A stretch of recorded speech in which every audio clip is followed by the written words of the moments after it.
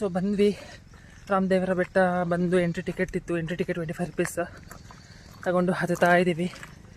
ನೋಡೋದು ನಮಗೆ back slope ಹೆಂಗಿದೆ ಅಂತ. ಆ್ಯಂಡ್ ಇಲ್ಲಿ ಹತ್ತೋಕೆ ಬೇರೆ ಸರಿಯಾಗಿ ರೋಡ್ ಕೂಡ ಇಲ್ಲ. ಕಷ್ಟಪಟ್ಟು ಹತ್ತುತ್ತಾ ಇದ್ದೀವಿ. ಇನ್ನು ಎಷ್ಟು ಮೇಲಕ್ಕೆ ಹತ್ತಬೇಕೋ ಗೊತ್ತಿಲ್ಲ. ಒಂದು ಸರಿ ಮೇಲಕ್ಕೆ ಹತ್ತಾದ್ಮೇಲೆ ಅಲ್ಲೋಗಿ ತೋರಿಸ್ತೀನಿ ವ್ಯೂ ಹೆಂಗಿದೆ ಅಂತಲೇ. ಮುಂದೆ ನೋಡಿ, ಇಲ್ಲಿ ಎಲ್ಲ ಕಷ್ಟಪಟ್ಟು ಹತ್ತುತ್ತಾ ಇದ್ದೀವಿ. ನೋಡೋಣ ಹೆಂಗಿದೆ ವ್ಯೂ ಅಂತ. ಹೀಗೆ ಹೋಗುವಾಗ ಎಂಟ್ರೆನ್ಸಲ್ಲಿ ನಮಗೊಂದು ಪಾರ್ಕ್ ಸಿಕ್ತು. ಈ ಪಾರ್ಕಲ್ಲಿ ನಾವು ಹೋಗುವಾಗ ಅಷ್ಟು ನೋಟಿಸ್ ಮಾಡಿಲ್ಲ, ಬಟ್ ಬರುವಾಗ ಈ ಪಾರ್ಕಲ್ಲಿ ಹಾಗೆ ಆಟಾಡ್ಕೊಂಡು ಬಂದ್ವಿ. ಇಲ್ಲೆಲ್ಲ ಕಾರ್ ಪಾರ್ಕಿಂಗ್ ಏರಿಯಾ ಇದೆ, ವೆಹಿಕಲ್ ಪಾರ್ಕಿಂಗ್ ಏರಿಯಾ ಇದೆ. ಸ್ವಲ್ಪ ಮುಂದೆ ಹೋದರೆ ಇಲ್ಲಿ ಸ್ಟೆಪ್ಸ್ ಕಾಣಿಸುತ್ತೆ. ಸೊ ಇದು ಎಂಟ್ರೆನ್ಸ್ ರಾಮದೇವರ ಬೆಟ್ಟ ಸ್ಟೆಪ್ಸ್ಗೆ. ಹಾಗೆ ಬೆಟ್ಟ ಹತ್ತೋದು ಶುರು ಮಾಡ್ಕೊಂಡ್ವಿ. ಇಲ್ಲಿ ಮೆಟ್ಲಿದೆ ಹತ್ತೋದಕ್ಕೆ. ಅಲ್ಲಿಂದ ಬಂದ್ವಿ. ಬಂದು ಪಾರ್ಕಿಂಗ್ ಏರಿಯಾ ಎಲ್ಲ ಕ್ರಾಸ್ ಮಾಡಿದ್ವಿ. ಕ್ರಾಸ್ ಮಾಡಿದ್ಮೇಲೆ ಇಲ್ಲಿ ನಮಗೆ ಮೆಟ್ಲು ಸಿಕ್ಕಿದೆ ಹತ್ತೋದಕ್ಕೆ. ಸೊ ಈ ಮೆಟ್ಲನ್ನ ಹತ್ಕೊಂಡು ಹೋಗ್ತಾಯಿದ್ದೀವಿ. ಗೊತ್ತಿಲ್ಲ ಎಷ್ಟು ಮೇಲಕ್ಕೆ ಹತ್ತಬೇಕಂತ, ಬಟ್ ಇಲ್ಲ ಅಟ್ಮಾಸ್ಫಿಯರ್ ಇಲ್ಲ ನೇಚರ್ ನೋಡೋದಾದರೆ ತುಂಬ ಸೆರೀನಾಗಿದೆ, ತುಂಬ ಪ್ಲೆಸೆಂಟಾಗಿದೆ. ನೋಡ್ಬೋದು ಇಲ್ಲಿ ನೋಡಿ ಎಷ್ಟು ಪೀಸ್ಫುಲ್ ಆಗಿದೆ ಅಂತ. I am really enjoying this place. ತುಂಬ ಕಾಮ್ ಆ್ಯಂಡ್ ಕಂಪೋಸ್ಡ್ ಆಗಿದೆ. ಓಕೆ, ನೆಕ್ಸ್ಟ್ ಕ್ಲಿಪ್ಪಲ್ಲಿ ಸಿಗ್ತೀನಿ. ನೋಡಿ ಇಲ್ಲಿ ನಮ್ಮ ಫ್ರೆಂಡ್ ಒಂದು ನಿಮಿಷ ಇರು, ಹತ್ಬೇಡ.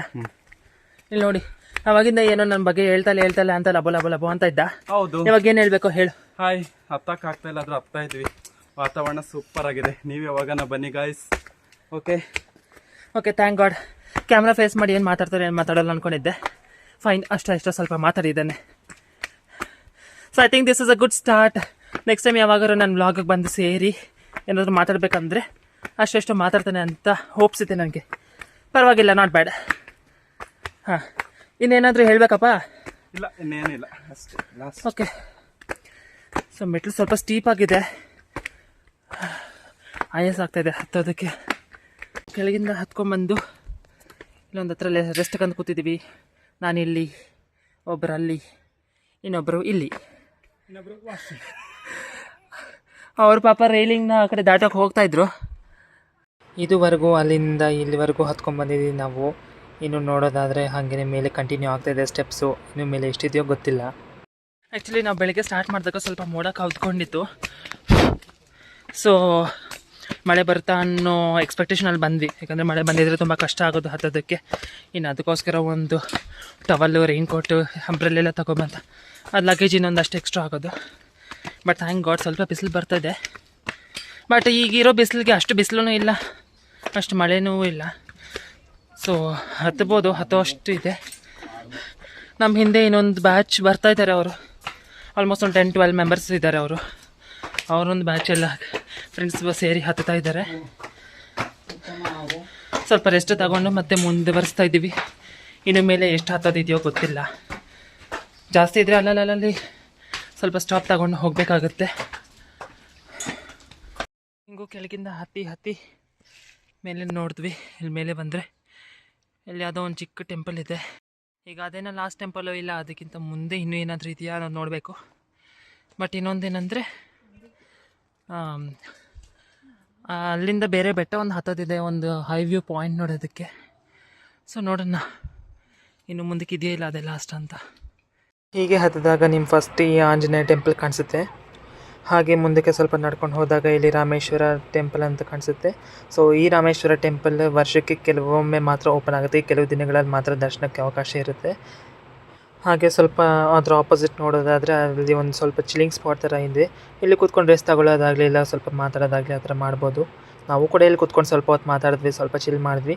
ಅದಾದಮೇಲೆ ಮುಂದೆ ನಮ್ಮ ಹೈಕಿಂಗ್ನ ಕಂಟಿನ್ಯೂ ಮಾಡ್ತೀವಿ. ಬಟ್ ಯಾವುದೋ ನಂಗೆ ಕ್ಲಾರಿಟಿ ಇಲ್ಲ.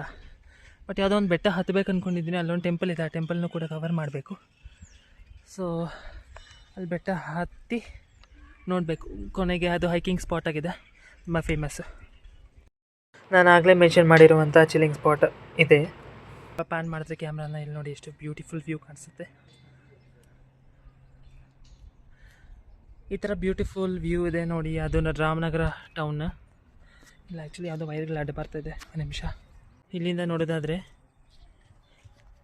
ನೋಡಿ ಎಷ್ಟು ಪ್ಯಾನೋರಮಿಕ್ ವ್ಯೂ ಸಿಗ್ತದೆ ಇಲ್ಲಿ ಅಂತ. ಅಲ್ಲಿ ಏನು ಕಾಣಿಸ್ತದೆ ಅಲ್ಲ ಅದು ರಾಮನಗರ ಟೌನು, ಇಲ್ಲಿ ಕಾರ್ನರಲ್ಲಿ ಮತ್ತು ಇದಿರೋದು. ಈ ವಿಷ್ಣುದು ತ್ರಿನಾಮ ಲೈಟ್ಸ್ ಇದ್ದಾವೆ, ಬಟ್ ಈ ಲೈಟ್ಸ್ ಎಲ್ಲ ರಾತ್ರಿ ಆನ್ ಮಾಡ್ತಾರೆ ಅನ್ಕೊತೀನಿ. ಈ ಲೈಟ್ಸ್ ಎಲ್ಲಿಂದ ಕಾಣಿಸುತ್ತೋ ಗೊತ್ತಿಲ್ಲ, ಮೋಸ್ಟ್ಲಿ ಆ ಕಡೆ ಎಲ್ಲಾದರೂ ಇದ್ರೆ ಅಲ್ಲಿಂದ ಕಾಣಿಸ್ಬೋದು. ಇಲ್ಲಿ ನೋಡಿ ಈ ಥರ ಪನೋರಾಮಿಕ್ ವ್ಯೂ ನೋಡಿ ಎಂಜಾಯ್ ಮಾಡೋಣ ಅಂತ ಬಂದರೆ ಇಲ್ಲಿ ನಮ್ಮ ಫ್ರೆಂಡ್ಗಳು ನೋಡಿದ್ರಿ, ಇಂಥ ನನ್ನ ಫ್ರೆಂಡ್ಗಳೆಲ್ಲ ಮಂಗಾಟಗಳು ಆಡ್ತಾ ಇದ್ದಾರೆ ನೋಡಿ. ಎಚ್ಚರಿಕೆ, ನೀವೆಲ್ಲಾದರೂ ಟ್ರಿಪ್ ಹೋದಾಗ ಈ ಥರ ಮಾಡಬೇಡಿ. ಇವರಿಲ್ಲ, ಇವ್ರು ಫೋಟೋಸ್ ತೆಗಿತಾ ಇದ್ದಾರೆ, ಅವ್ರ ಹತ್ರ ಆಡೋಕ್ಕೂ ಆಗಲ್ಲ ಬಿಡಿ, ಅಲ್ಲಿ ಕೂತ್ಕೊಂಡು ಒದ್ದಾಡ್ತಾರೆ ನೋಡಿ. ಎಚ್ಚರಿಕೆ, ಕಾಷನ್. ಇಲ್ಲಿಂದ ನೋಡಿದ್ರೆ ಸ್ವಲ್ಪ ಜೂಮ್ ಮಾಡಿದ್ರೆ ನಿಮಗೆ ಅಲ್ಲಿ ಬೆಂಗಳೂರು ಮೈಸೂರು ಎಕ್ಸ್ಪ್ರೆಸ್ ವೇ ಕಾಣಿಸುತ್ತೆ.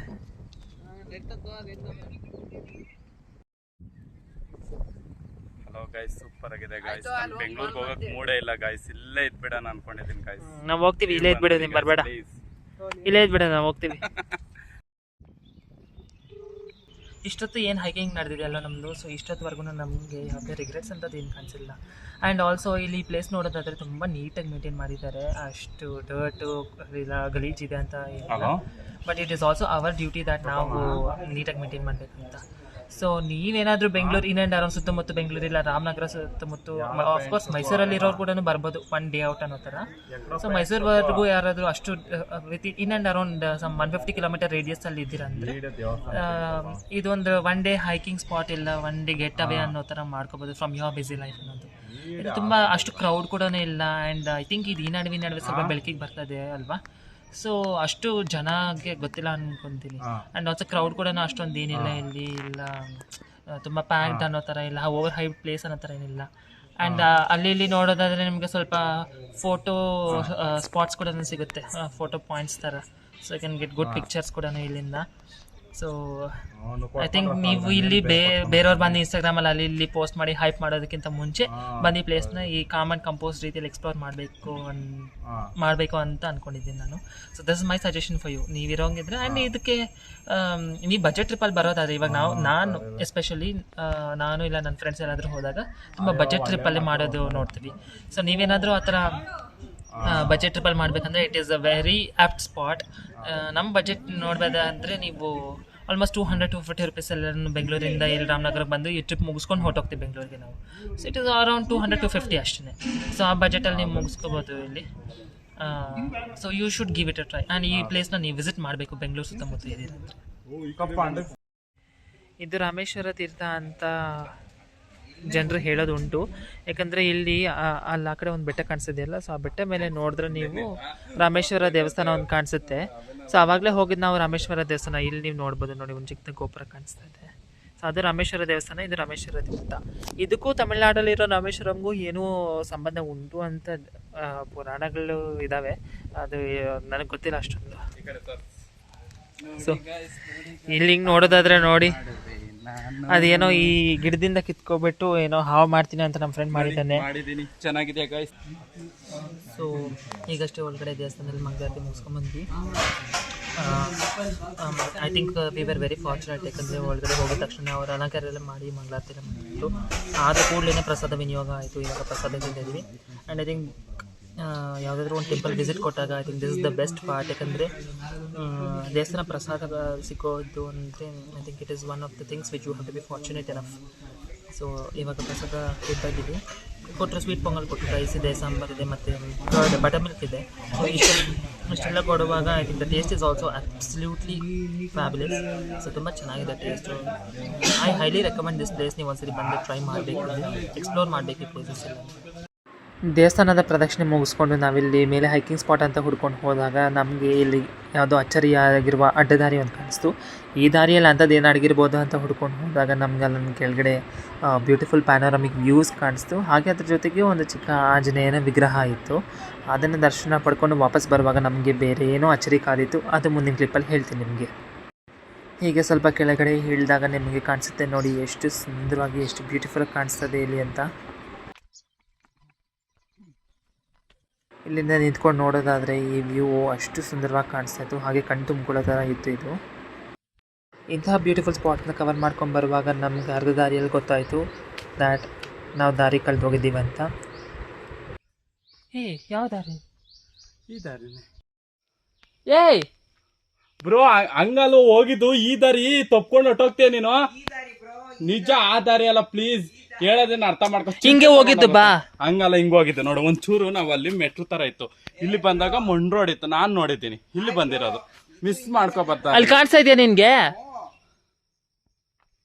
ಬಾ ಹಿಂಗೆ. ಅಯ್ಯೋ ಹೇಳಿದ್ರೆ ಕೇಳಲ್ಲ, ನಡಿಯಪ್ಪ, ನನ್ಗೇನ್ ರಿಟರ್ನ್ ಬರ್ವಿ ಅಂತ ವಾಪಸ್. ಅಯ್ಯೋ ದೇವ್ರೆ, ಇಲ್ಲಿ ಸ್ವಲ್ಪ ಹೈಕಿಂಗ್ ಅಂತ ಬಂದ್ವಿ. ಹೈಕಿಂಗ್ ಅಂತ ಬಂದಾಗ ವಾಪಸ್ ಇಲ್ಲಿ ಒಂದು ಚಿಕ್ಕದಾಗ ಆಂಜನೇಯದು ವಿಗ್ರಹ ಇತ್ತು, ಅದನ್ನ ನೋಡ್ಕೊಂಡು ಮತ್ತೆ ವಾಪಸ್ ಬರ್ತಾ ಇದೀವಿ. ದಾರಿ ತಪ್ಪೋಗ್ಬಿಟ್ಟಿದ್ವಿ. ಈ ದಾರಿ ಆದರೆ ನಾವೇ ಕಿತ್ತಾಡ್ತಾ ಇದೀವಿ ಇಲ್ಲಿ. ನೋಡೋಣ ಈ ಕೊನೆಗೆ. ಇದಲ್ಲ ಇದಲ್ಲ ಇದಲ್ಲ, ಅಲ್ಲಿ ದಾರಿನೇ. ಇದೆ ಬಾ, ಇದೆ ಬಾ.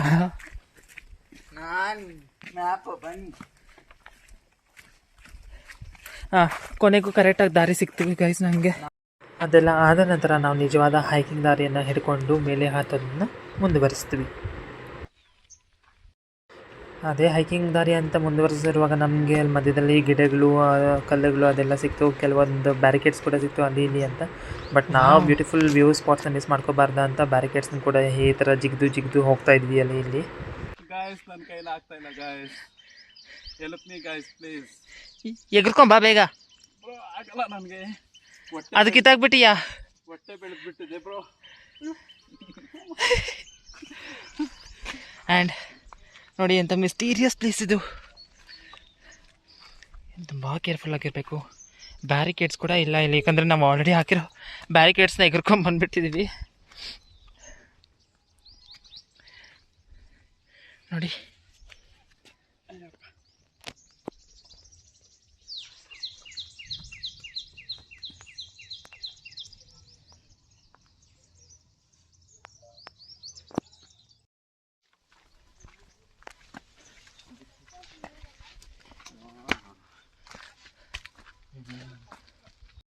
ಇಷ್ಟೆಲ್ಲ ಹೈಕಿಂಗ್ ಮಾಡಿಕೊಂಡು ಮೆಟ್ಲು ಹತ್ಕೊಂಡು ಗಿಡಗಳ ಮಧ್ಯೆ ಎಲ್ಲ ನುಗ್ಕೊಂಡು ಹೋಗಿ ಕೊನೆಗೂ ಒಂದು ಸ್ಥಳನ ತಲುಪಿದ್ವಿ. ಆ ಸ್ಥಳದಲ್ಲಿ ನಮಗೆ ಆ್ಯಕ್ಚುಲ್ ಟ್ರೆಕ್ಕಿಂಗ್ ಅಂತ ಇದ್ದಿದ್ದು, ಆ್ಯಕ್ಚುಲ್ ಹೈಕಿಂಗ್ ಅಂತ ಇದ್ದಿದ್ದು.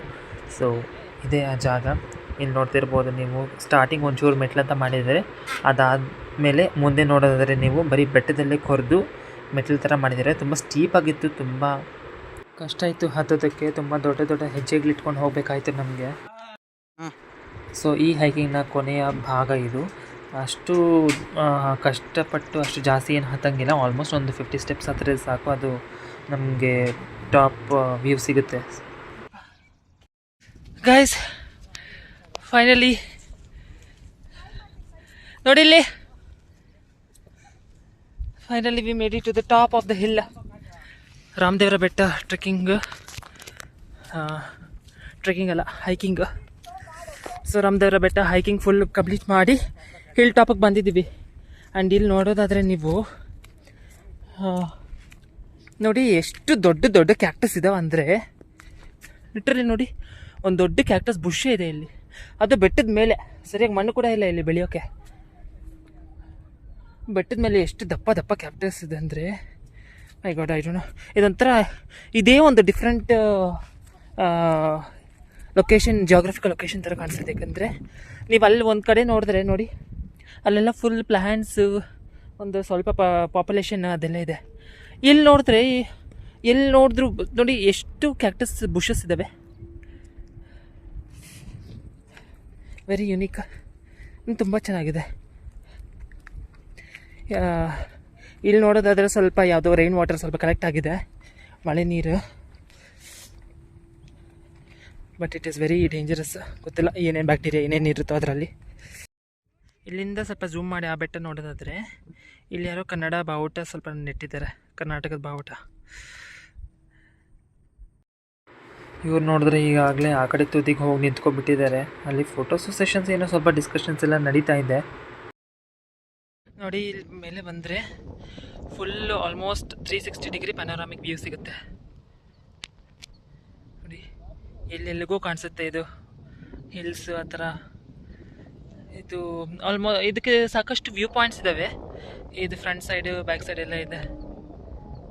ಆ್ಯಂಡ್ ನೋಡಿ ಫ್ರೆಂಡ್ಸ್, ರಾಮನಗರ ಸ್ಟೇಷನ್ ಅರೈವಲ್ಸ್ ಮತ್ತು ಡಿಪಾರ್ಚರ್ ಟ್ರೈನ್ಸ್ ಎಲ್ಲನೂ ಇಲ್ಲಿ ಬೆಟ್ಟ ವ್ಯೂ ಪಾಯಿಂಟಿಂದ ಕಾಣಿಸುತ್ತೆ.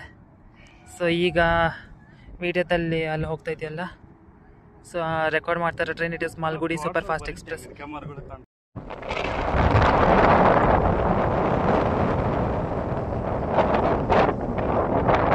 ನೋಡಿ ಗೈಸ್, ಇಲ್ಲಿಂದ ಸ್ವಲ್ಪ ಜೂಮ್ ಮಾಡಿದ್ರೆ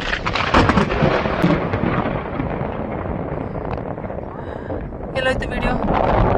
ಹೀಗೆ ವಿಡಿಯೋ ರೆಕಾರ್ಡ್ ಮಾಡ್ತಾ ಇರುವಾಗ ಜೋರಾಗಿ ಸಿಡಿಲು ಬಡಿತು, ತುಂಬ ಜೋರಾಗಿ ಶಬ್ದ ಕೇಳಿಸ್ತು. ಆ ಶಬ್ದದಲ್ಲಿ ಭಯಪಟ್ಟು ನನ್ನ ವಿಡಿಯೋ ರೆಕಾರ್ಡಿಂಗ್ ಏನು ಹೋಯ್ತಾ ಕೂಡ ಟ್ರ್ಯಾಕ್ ಬಟ್ ನಾವಿರೋ ಲೊಕೇಶನ್ ಅದು ಮಳೆ ಬೀಳ್ತಾರೆ, ಬೇರೆ ಎಲ್ಲೋ ಮಳೆ ಬೀಳ್ತಾರೆ ಕಾರಣ ಸಿಡಿಲು ಬಡಿತು. ಇದು ರಾಮದೇವರ ಬೆಟ್ಟದ ವಿಶೇಷತೆ ಏನಂದರೆ, ಬರೀ ಇಂಡಿಯಾದಲ್ಲ ಆದರೆ ಇಡೀ ಏಷ್ಯಾದಲ್ಲಿ the first and one and only vulture sanctuary ಇರೋದಿಲ್ಲಿ. ಸೊ ಅದು ಈ ರಾಮದೇವರ ಬೆಟ್ಟದ ಸ್ಪೆಷಾಲಿಟಿ. ಇನ್ನೊಂದು ಸ್ಪೆಷಾಲಿಟಿ ಏನಂದರೆ, Jatayu, of course Jatayu is a vulture. Jatayu ancestors ಇಲ್ಲ, ಅದರ ಜೀನ್ ಪೂಲಲ್ಲಿ ಸ್ವಲ್ಪ ಪಾಪ್ಯುಲೇಷನ್ಸ್, ಸ್ವಲ್ಪ ಆ ಥರ ಬರ್ಡ್ಸ್ ಎಲ್ಲನೂ ಇಲ್ಲಿ ಇನ್ನೂ ಉಳಿದಿದ್ದಾವೆ ಅಂತ ಕಾಕತಾಳೀಯ ಉಂಟು.